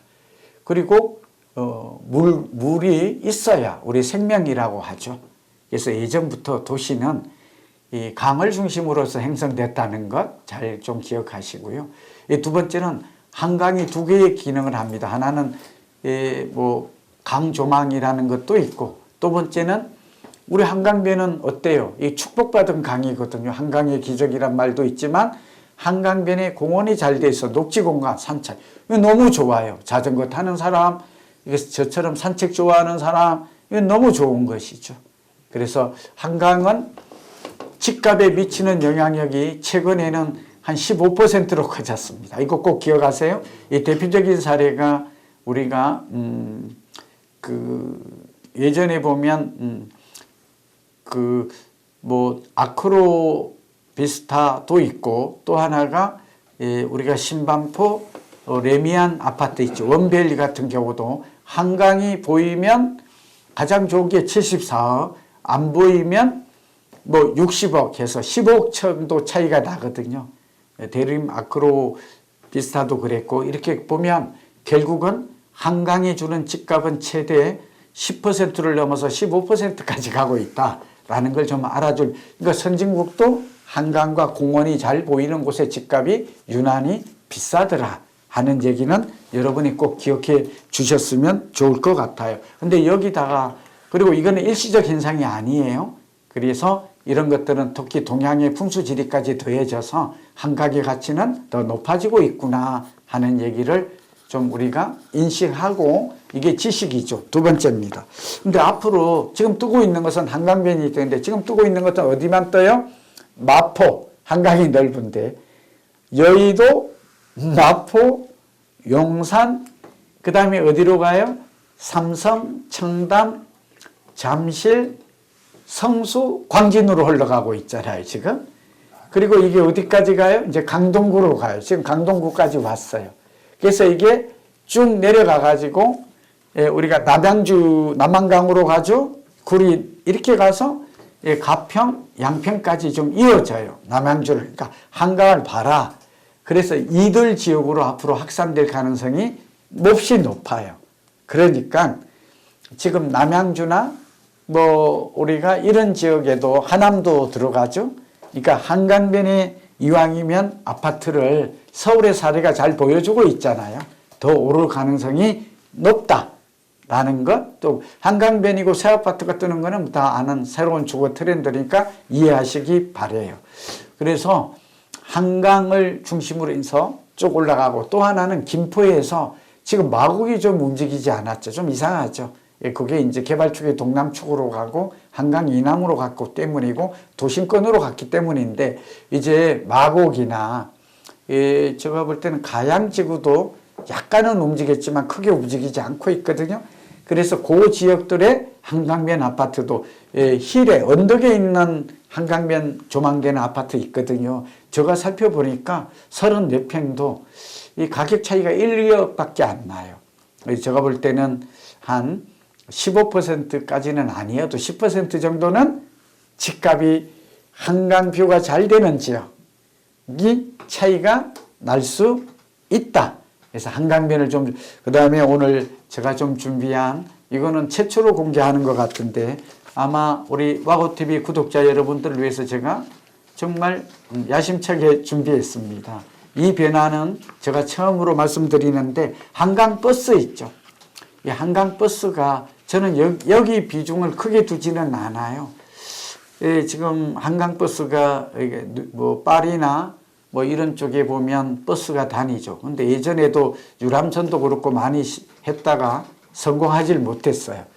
성공하지 못한 이유는 그 한강 주변에 여러분 런던을 템지강을 가보신 거, 또 파리 이렇게 가보신 분들은 알지만 우리나라 한강의 주변이 자연경관은 넓은데 크기가 좀 달라요.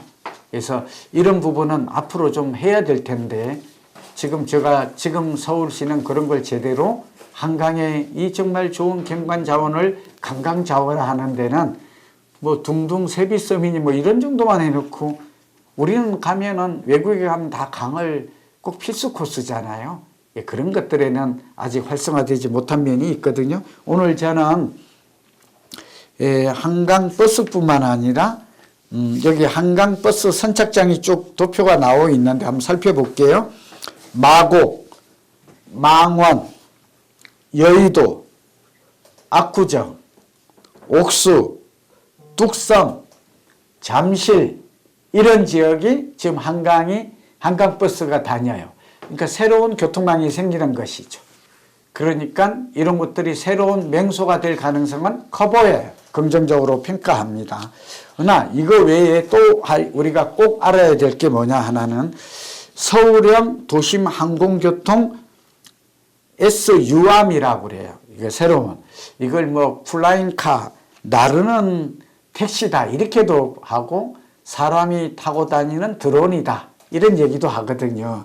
그러니까 여러분 이게 UAM이라고 표현을 해요. 그런데 흥미로운 점은 지금 UAM이 내년부터 시범 운항에 들어갑니다. 2026년부터 신개념 모빌리티라고 그러는데 플라잉카라고 불리는데 이건 서울시가 상당히 잘한 것 같아요. 지금 드론이라고 하는데 이걸 타고 다니는 데가 미국하고 중국은 상용화가 됐어요. 근데 우리는 이거 좀 빨랐으면 좋겠어요. 교통 대란이 많잖아요. 일본의 도쿄는 지하철이 거의 100개가 돼 있다는 거거든요. 우리 서울보다 2배 넓은데 우리는 지금 9호선까지 돼 있잖아요. 10호선이 아직 없어요. 그러니까 굉장히 철도망이 일본보다 많이 되는데 그래 교통이 많이 체증이 되거든요. 그러니까 제 얘기는 이 신개념의 모빌리티인 UAM이 유암이라고 그러는데 도입이 됐으면 좋겠다. 그런데 이건 정부보다도 서울시가 좀 앞장서서 움직이고 있고 새로운 교통난 체계, 교통난 해소에는 도움이 될 것으로 생각이 듭니다. 한번 도표를 한번 보실게요.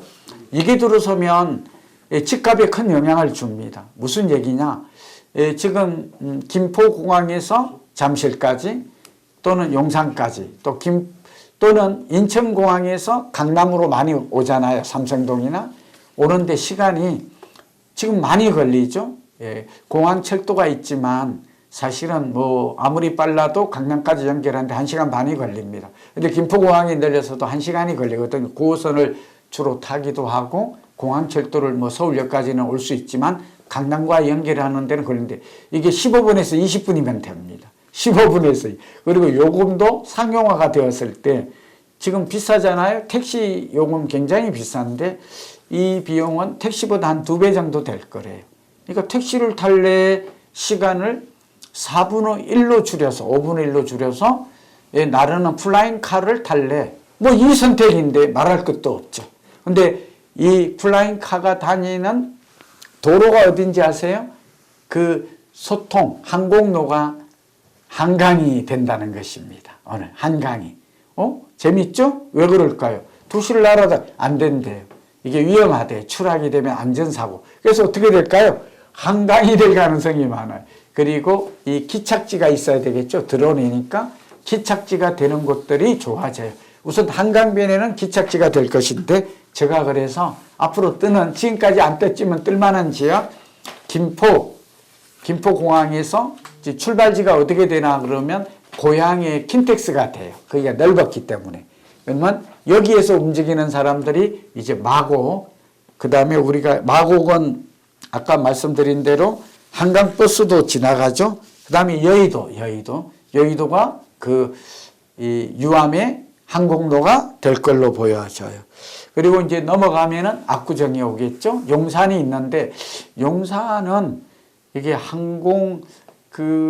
군사보호구역으로 지정이 돼 있어서 뭐 근데 제가 볼 때는 용산으로 연결은 특정 지역만 해서 뭐 이게 날아간다 하더라도 뭐 대통령실 위를 지나가거나 지금 그렇게 하지는 않겠죠. 그 다음에 압구정, 옥수, 뚝섬 지역 이런 지역이 될 가능성이 많다는 거예요. 그 다음에 이제 잠실, 그 다음에 수서까지는 1차 항공망이 돼요. 수서. 그리고 저는 길게 보면 고덕이나 우리 한강변을 따라서 수도권으로까지 이어질 가능성은 높다. 그런 점에서 한강 벨트뿐만 아니라 서울에 새로운 유암의 신개념의 모빌리티가 되는 이러한 지역도 관심 있게 본다면 새로운 투자처를 우리는 알 수 있지 않을까, 그렇게 보면서 여러분들이 내 집 마련에 큰 도움이 되셨으면 좋겠습니다. 그 내년에 등록임대주택제도 폐지로 등록임대아파트 예. 네, 말씀하십시오. 제가. 등록임대아파트 38만 호 중 18만 호가 자동 소멸될 예정입니다. 이 물량이 나오면 부동산 시장에 큰 파장이 예상되는데요. 집주인과 세입자에게 미칠 영향과 대응 방법은 무엇일까요?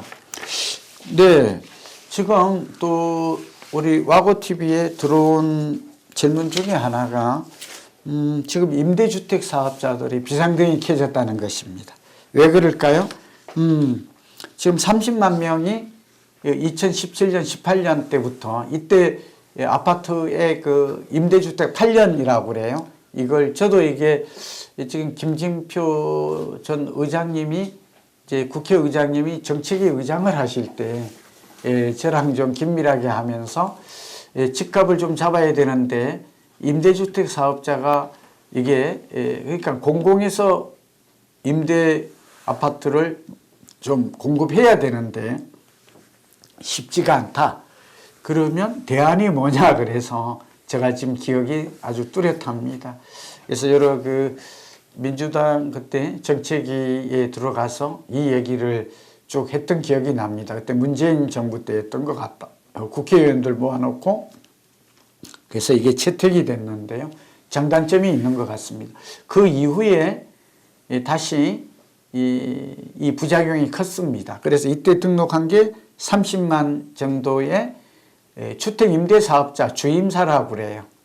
그래서 이렇게 등록을 했어요. 근데 부작용이 예상하지 못한 게 나타났어요. 저도 뭐 잘했다라는 건 아닌데 왜 나타났느냐? 임대주택 사업자를 하겠다는 사람이 서울에 아파트를 매입을 해버리니까 일시적으로 집값이 올랐어요. 그러니까 이 목적 자체는 전월세 가격을 낮추는 데 목적이 있었거든요. 왜냐하면 세입자는 좋았어요. 8년간 임대료가 아무리 올라도 전월세가 올라도 우리가 이제 두 번 다음에 할 때 5% 이상 상한제가 있었거든요. 제한이 있기 때문에 많이 못 움직였어요. 그런데 집값이 오르는 부작용이 생겼다. 투기에 악용된다 하는 문제가 제기가 됐어요. 그래서 어떻게 됐는가? 이걸 중간에 없애버렸어요. 그리고 그 만기가 2017년에 했던 사람 8년이니까 올해부터 돌아와요. 그리고 2018년에 가입자가 많아요. 그게 내년부터 물량이 나오고 지금 보유하고 있는 물량이 18만 호 정도로 보여진대요. 기사를 보니까 그래요. 그래서 이 물량이 지금 나올 것 같거든요. 많이 나올. 그런데 이게 지금 전월세 시장은 어떤 영향을 미칠까? 두 가지입니다. 하나는 이제 이분들이 더 이상 세제상의 혜택, 그러니까 말하자면 보유세와 양도세 혜택을 많이 주었거든요. 이 혜택을 받을 수가 없어요. 그러니까 이 주택을 팔아야 될지 고민해요. 그런데 본래 집이 한 채인 분이고 이 주택임대사업자 등록을 한 사람은 1주택자와 똑같은 혜택을 주었거든요. 그래서 이게 중요합니다. 그래서 여러분 이제 올해가 8년이 지나면 사람마다 달라요. 취득한 연도에 따라서 자칫 잘못하면 다주택자가 되고 지금 이재명 정부는 다주택자에 대한 보유세, 양도세가 이제 다시 중과가 부활될 가능성이 높다고 말했잖아요. 부활 정도가 아니라 여기에 더해서 저는 개인적으로는 종부세를 좀 더 높이는 방향으로 가는 게 옳다고 보고 있고 뭐 저희 고객들이 보면 부자들이 많은데 좀 싫어할 수도 있습니다만 이건 뭐 나라의 정책이나 또 부동산 시장 투기 억제 측면에서 뭐 제가 드리는 조언이니까 참고해 주시기 바랍니다. 그러나 어쨌든 이제 결단을 내려야 돼요. 그렇게 되면 어떻게 될까요? 두 가지. 하나는 집주인은 내년까지 8년이 만기되는 시점 이전에 매물을 내놓아야 돼요. 근데 부동산 경기는 적어도 3, 4년 정도는 오를 거다 하는 생각 첫 번째 사이클로 보면 슈퍼 사이클로 보면 특히 서울과 수도권은 그렇다라는 얘기를 우리는 이미 알고 있죠. 그래서 그걸 관점으로 그럼 보유하는 게 나아요. 근데 지역마다 상승률은 다르다. 다만 어떤 주택을 먼저 팔 것인가가 되는데 세금을 적게 내는 아파트를 먼저 처분하는 게 좋아요. 세금을 적게 나는 곳을 먼저 하고 1주택자가 되는 게 좋아요. 최소한 저는 2주택자가 되어야 된다고 생각해. 근데 그러기 어려운 분들은 증여를 하라 이 말씀 드리고 싶어요. 자식이 있는 분들은 차라리 팔기가 아깝다 그러면 증여를 하는 게 이게 굉장히 실제로 증여를 하는 3, 4년 정도 증여를 하는 사람들이 매물이 특히 강용성을 중심으로 급증하고 있잖아요. 마포도 포함해서. 그러니까 증여를 하거나 다운사이징 주택수는 최소한 2주택 이내로 줄이는 게 좋아요. 그러니까 2주택까지는 다 가구 우리가 다주택자에 대한 게 조금 3주택은 확실히 다주택자가 되어요. 제가 알기로는 그래. 2주택자에 대해서는 다주택을 볼 것인가 이거 굉장히 논란이 좀 있는 거거든요. 그러니까 여러분 오늘 중요합니다. 좀 줄여라. 매물이 좀 나올 것 같다 하는 말씀을 좀 드리고 있는 거고요. 또 하나는 두 번째는 임대 매물은 나오는데 임대료가 급등할 가능성이 있어. 이건 굉장히 세입자 입장에서는 좀 우려되고 걱정되는 부분이죠. 그래서 여러분 지금 8년이 되물하면 이제 그동안 전세 가격이 꽤 많이 올랐잖아요. 매매도 많이 올랐지만 그 가격대로 가야 되기 때문에 이분들 같은 경우에는 내 집 마련하는 게 가장 확실하고 근본적 해법이에요. 그래서 내 집 마련이 좀 어렵다면 우선 공공임대라든지 내 집 마련이 아파트가 어렵다면 빌라라든지 이런 쪽으로라도 저는 내 집 마련 또는 경기도, 인천, 수도권 같으면 그 다음에 앞으로 분양 물량이 좀 많이 나올 수가 있으니까 청약통장을 이용해서 내 집 마련하는 방법 또 하나는 권리 분석의 그 법률 지식이 있다면 저는 여기 경공매를 통한 내 집 마련 저희 와고TV에서도 경공매를 통해서 여러분 이 아파트를 시세보다 20, 30% 저렴할 수 있는 그런 것들을 저는 여러분들에게 그 방법을 비결을 제기하도록 그리고 하겠습니다. 자, 우선 오늘은 이제 등록임대사업자가 어떻게 해야 할 것인지 세입자는 또 어떤 대책을 해야 될 것인지 30만 명, 한 18만 호가 당장 이게 시장에 상당한 영향을 미칠 것으로 보여서 어떤 영향을 미칠지 또 그리고 집주인과 세입자는 어떻게 대응해야 할지를 말씀드렸습니다. 여러분 오늘 그 추석 전에 긴급 라이브 방송을 편성했습니다. 많은 분들이 와서 들으시고 또 실제로 도움이 되었으면 좋겠는데요. 이걸 아마 우리 부장님께서 제방도 해 주실 것인데 여러분 꼭 필요합니다. 저는 오늘 결론을 맺습니다. 뭐냐면 부동산 경기는 어차피 수요 공급이나 금리 인하나 물가 상승률 또 안전자산이라는 점 또 유동성 이런 걸 감안하면 적어도 3, 4년 그러니까 이재명 정부는 좀 억울하죠. 그럼에도 불구하고 그렇게 될 가능성이 서울은 몹시 높다. 두 번째 이재명 정부는 과거에 탓하지 말고 그러기에는 너무 시장이 불안하고 힘들어요. 그래서 무주택 서민을 이재명 정부는 이제 약자를 하고 또 공공임대주택을 늘리는 것 그 모토 자체가 서민주거 복지의 방점이 있잖아요. 근데 공급을 늘리지 않고는 그러니까 매매 가격을 서울 지역에 잡지 않고는 전월세 가격도 잡기 어렵다. 그러니까 어쩌면 전월세 가격을 잡으면 집값은 잡힌다. 근데 전월세 가격은 오직 수요 공급에 의해서 시장 임대료가 결정돼요. 그러니까 공급 늘리는 것 외에는 방법이 없어요. 규제 정책만으로는 집값을 잡을 수 없다는 것은 과거 노무현 정부, 문재인 정부를 통해서 우리는 충분히 학습한 거잖아요. 그러니까 그런 방향에서 사기 신도시를 비롯해서 역세권에 또는 재건축 재개발 인허가 기간도 단축할 뿐만 아니라 공사비도 낮추고 지금 멈춰섰던 사업장도 빠르게 진행될 수 있도록 이거는 이제 금리 이런 부분도 서울시장 그러니까 하는 이런 쪽하고 공조를 해서 정책의 효과가 극대화되도록 실효성을 높이도록 그런 정책적인 노력과 실효성 있는 대책이 나왔으면 좋겠다. 그리고 이제 우리는 어떻게 할 것인가? 뭐 그런 부분, 무주택자는 집을 사는 게 좋겠다. 그리고 이거는 경기도, 인천, 수도권 포함해서 이제 내년에 지방도 궁금함이 많은데 지방도 회복될 가능성은 이제 좀 내년 이후에는 높아졌다. 그런 관점에서 너무 실망하거나 또 큰 대책이 나오면 저는 지방에 수요를 분산하는 대책이 나왔으면 큰 대책이 나오기를 바라요. 이거는 아까 좀 놓쳤는데 마지막 부분에 강조를 합니다. 예를 들면 취득세를 반값으로 깎아주고 그다음에 올랐을 때 5년 이내에 팔면 양도소리를 전면 감면해 주는 과거에 2차례 나왔던 이런 정책도 저처럼 나이 많은 사람은 수요 분산 효과가 있거든요.